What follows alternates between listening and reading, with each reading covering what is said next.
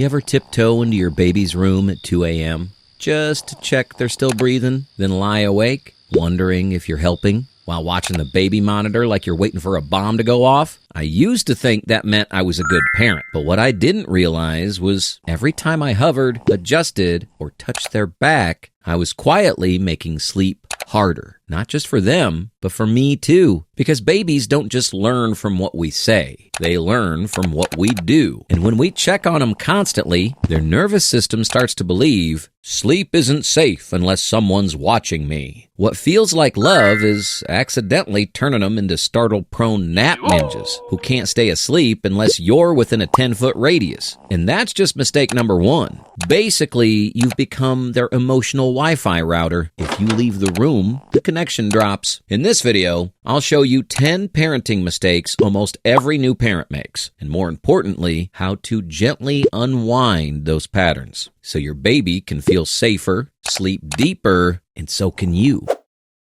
You know what I'm talking about. You put your baby down for a nap, and then you become a human baby monitor, checking every 10 minutes, leaning over the crib to make sure they're breathing, adjusting their blanket, maybe even touching their back to feel for movement.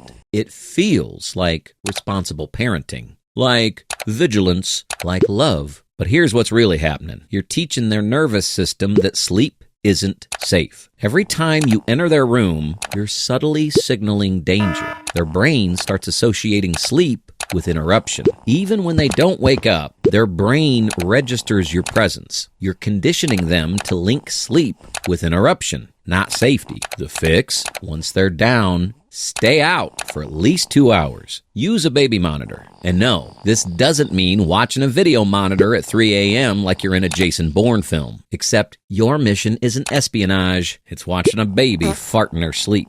Video monitors turn you into a surveillance parent who overanalyzes every tiny movement. Audio is enough. Trust that your baby's survival instincts are millions of years strong. They know how to breathe. Within a week, you'll notice deeper, longer sleep cycles, and you'll finally be able to eat dinner without sneaking upstairs every 5 minutes. Mistake number 2 is the instant response reflex. The moment you hear crying or even fussing, you're there. Picking them up, shushing, bouncing, offering a pacifier, checking their diaper, trying to fix whatever's wrong. It seems obvious. Baby cries, parent responds. That's the job, right? Wrong. You're accidentally teaching them that they can't handle any discomfort alone. You're preventing them from developing self-soothing skills. Babies need to learn that small amounts of frustration are manageable. When you instantly swoop in, you're robbing them of the chance to figure things out independently. Wait 3 to 5 minutes before responding to crying. Not screaming, crying. There's a difference. Use this time to listen and assess. Is it hunger, discomfort, or just processing emotions? Many times, they'll settle themselves. And when they do, they're building confidence in their own ability to cope. I know it feels wrong at first. Your parental instincts are screaming at you to do something. But sometimes the most helpful thing you can do is nothing. Mistake number 3 is the overstimulation trap. You think a good parent provides constant entertainment. So you're always talking to them, showing them colorful toys, playing music, making faces, creating sensory experiences. Your baby becomes like a tiny CEO with a packed schedule. At this point, your baby's got a busier calendar than a hedge fund manager on espresso. But babies need boredom. They need unstimulating time to process all the information they're constantly absorbing. A baby's brain is already overwhelmed just by existing, learning to see, hear, feel, digest, breathe. It's sensory overload. When you add constant stimulation on top, you're creating a nervous system that can't calm down. Build in boring time every day. Put them in their crib or on a blanket with nothing. No toys, no music, no interaction, just them and their thoughts. Start with 10 minutes and work up to 30. This isn't neglect. It's teaching them that they don't need external entertainment to feel okay. Think of it as meditation for babies, except instead of sitting cross-legged chanting Om, they're lying there figuring out how their fingers work. Mistake number 4 is schedule slavery. You read that babies should eat every 3 hours and sleep at specific times. So you force it, even when they're not hungry, even when they're not tired, even when their natural rhythm is telling you something different. You become a drill sergeant of baby schedules, waking them up to feed them because the book says it's time. Every baby has a unique circadian rhythm and hunger pattern. Forcing them into a one-size-fits-all schedule creates stress for both of you. Follow a flexible routine, not a rigid schedule. Watch for their hunger cues, like rooting, lip smacking, hand-to-mouth movements. Notice their sleepy signs, like yawning, eye rubbing, decreased activity. Build structure around their natural patterns. Don't force their patterns into your structure. The goal is predictability, not precision. They should know what comes next, but the timing can be fluid. Your baby didn't read the parenting books. They don't care what chapter says nap time is now. Mistake number 5 is the comparison obsession. Should they be rolling over by now? The baby next door is already crawling. According to this app, they should be sleeping through the night. You're turning parenthood into a competitive sport where your baby's development is the scoreboard. You start treating baby milestones like a race where coming in second somehow means you failed as a parent. Developmental ranges are huge. Some babies walk at 9 months, others at 18 months. Both are completely normal. Focus on your baby's individual progress, not their position relative to others. Are they developing? Are they engaged? Are they healthy? That's what matters. Delete the milestone tracking apps. Unfollow the competitive parent social media accounts. Your baby doesn't need to win any races. They're not training for the baby Olympics. If you're still watching, you're already ahead of 90% of new parents. Seriously. That means your instincts are strong, your curiosity's dialed in, and you actually want to grow. So hit that subscribe button. We break down parenting myths like this every week. No fluff, no shame, just tools that work. Mistake number 6 is creating sleep crutches. You rock them to sleep, bounce them, drive them around the block, let them sleep on your chest. Use white noise machines on full blast. It works in the short term, but you're creating dependencies that become harder and harder to break. You become a human sleep machine. You're basically the mattress, the white noise, and the lullaby all in one. And your baby becomes convinced they can't possibly fall asleep without your performance. Babies who learn to fall asleep independently develop better self-regulation skills. Those who need external help become light sleepers who can't connect sleep cycles. Gradually reduce your involvement in their sleep process. Start by putting them down awake but drowsy. Let them figure out the final step to sleep. Yes, this might mean some crying. That's not trauma, it's learning. You're teaching them one of life's most important skills, the ability to calm themselves.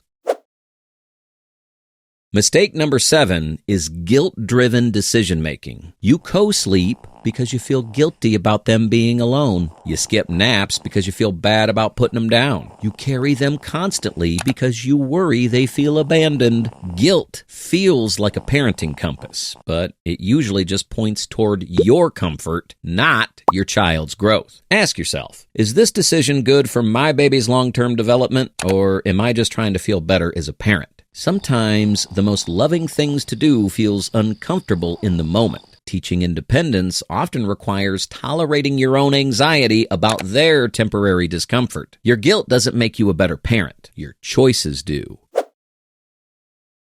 Mistake number 8 is information overload. You consume every piece of parenting advice, read every book, join every forum, download every app. You think more information equals better parenting. So you research everything from sleep training methods to feeding schedules to developmental activities. But information overload leads to decision paralysis and constant second guessing. You end up with 17 different experts' opinions and no idea what to actually do. And none of them agree. It's like a parenting group chat run by 12 Dr. Phils, and one of them's always yelling. Your baby doesn't need perfect parenting. They need consistent, good enough parenting from a calm, confident parent.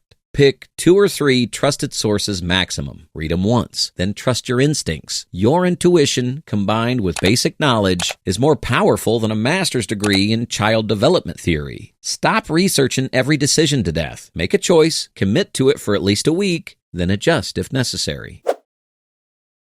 Mistake number 9 is the perfectionist performance. You think good parents are always patient, always engaged, always providing enriching experiences. So you exhaust yourself trying to be the perfect parent instead of being a real human. You become like a Disney character, perpetually cheerful and endlessly patient until you inevitably crack and feel terrible about it. Children need to see authentic emotions and learn that adults have limits. When you pretend everything's fine all the time, you're modeling emotional dishonesty. It's okay to have bad days. It's okay to be tired, frustrated, or overwhelmed, as long as you're not taking it out on your baby. Say things like, "Mommy's feeling tired today," but that's not your fault. Model how to handle difficult emotions appropriately. Your baby needs to see you as a human, not as a parenting robot. Mistake number 10 is delaying independence. You immediately clean their face. Instead of letting them explore, you pick up dropped toys instead of seeing if they'll try to retrieve them. You solve their problems before they have a chance to attempt solutions. You become like an overenthusiastic personal assistant, anticipating their every need before they even know they have it. Babies are born scientists. They learn through experimentation, trial and error, and independent exploration. When you jump in too quickly, you're interrupting their natural learning process. Wait, watch, see what they try before you help. Let them struggle with toys for a few minutes before assisting. Allow them to explore food textures, even if it's messy. Yes, even if the banana ends up in their ear and the spaghetti becomes modern art. Look, we're not grading their Picasso phase. Let the noodles fly. Bonus, you can now call every dinner a sensory activity. Here's the thing. You're not raising a Michelin chef. You're raising a very sticky scientist. Give them space to problem solve. Your job isn't to prevent all frustration. It's to help them build confidence in their ability to handle challenges.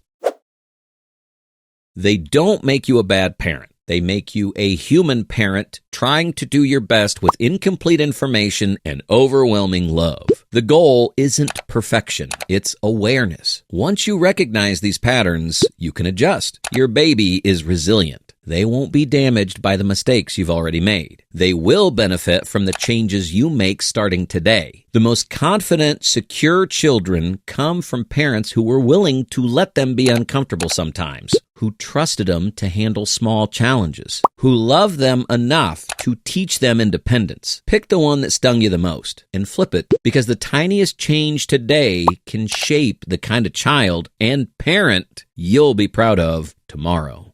Psst, if none of them stung, you're either lying or not sleep deprived enough yet.